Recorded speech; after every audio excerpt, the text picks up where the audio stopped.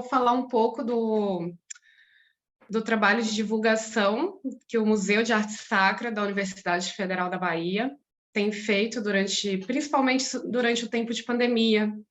O tempo que o museu ficou fechado, ele ficou fechado por 2 anos, e esse período foi importante para consolidar a divulgação de todo o trabalho que havia sido, né, que tem sido feito, e resgatar trabalhos antigos, e a gente começa a voltar a essa publicação com viés também de educação patrimonial, de divulgação do nosso acervo. Eu vou contextualizar um pouquinho para vocês. Então, nosso museu, ele funciona atualmente em um convento, que foi desativado já, mas era um convento de Santa Teresa. Ele fica pertinho do mar, fica em Salvador. Eu trouxe aqui para vocês verem, fica bem na costa do Brasil, aqui está Portugal. Então, esse museu, ele foi, antes de ser museu, né, a edificação foi construída na segunda metade do século XVII, foi ocupado pelos carmelitas descalços até 1837. Aí, no século XIX e XX, foi um seminário, e foi desocupado durante um tempo, ficando abandonado, e só em 59 ele se tornou um museu em cooperação entre a arquidiocese e a universidade. Bom, essas são fotos que tirei das redes sociais do museu para divulgar um pouquinho como é nosso acervo. A própria edificação já é um acervo por si só. Possuímos uma igreja com diversos retábulos, painéis, azulejarias, e também tem todo o acervo da universidade, o acervo das igrejas da Bahia, que teriam esse acervo todo já dissociado, se não fosse a proteção e a parceria com o museu, inclusive para restauros e trabalhos de conservação. Esses são só exemplos de postagens sobre o nosso acervo. Bom, o Museu de Arte Sacra da Universidade, ele tem sua divulgação na internet desde 2004, foi quando foi criado um site institucional, mas apenas em 2012 que ele foi recriado e feito aos moldes do que a universidade, do padrão da universidade de divulgação. Esse é o nosso site.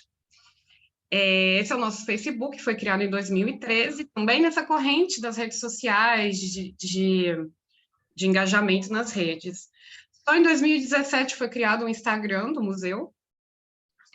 Esse é um exemplo da nossa página.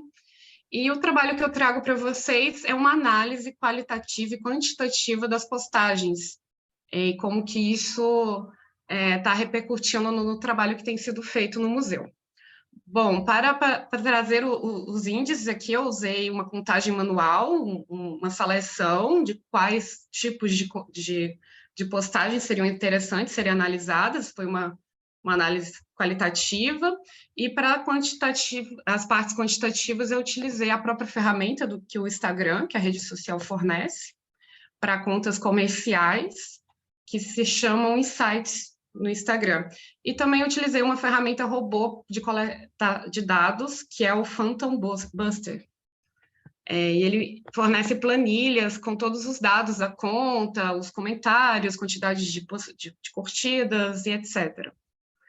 Bom, cheguei em algumas tabelas que nos mostram os índices. Como a conta começou em 2017, só foram 2 postagens, então eu desconsiderei o ano de 2017 para a gente poder fazer uns gráficos, para entender a evolução do uso das redes sociais na divulgação da preservação do acervo do museu.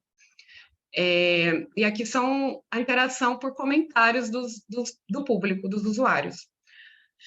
Separamos, então, a coleção em postagens que envolvem o acervo, postagens que envolvem a arquitetura e a paisagem, que envolvem o público e que envolvem formas institucionais. Dá para perceber que em 2018 e 2019 haviam muitas postagens, a maioria do acervo. Durante o período de pandemia, um certo desconcertamento da equipe fez com que as postagens se reduzissem, a falta de conteúdo, o público sumiu em 2020, né? É um dado bem marcado. Agora, em 2022, estamos retomando, né, todo esse processo de divulgação e os informes institucionais têm aumentado por questões de se institucionalizar essa plataforma como comunicação também do museu. Então, percebemos que havia uma grande quantidade de postagens, que ela foi caindo em 2020 e agora estamos retomando. Esse é o período mais crítico da pandemia, o período em laranja. A faixa amarela seria a interação por comentários do público, ou seja, o engajamento via redes sociais não era tão grande até os anos 2020. Percebemos que com a pandemia, o costume dos usuários de se conectarem mais às redes sociais das instituições, os comentários foram aumentando e eles permanecem no mesmo índice. Bom, como considerações finais, eu trago aqui que, né, não possuímos uma equipe de comunicação no museu. Infelizmente, isso tudo é feito com a cooperação de todos os técnicos, dos restauradores, museólogos, bibliotecários. Em 2018, havia muitas postagens, mas a maioria não existia texto, eram só imagens.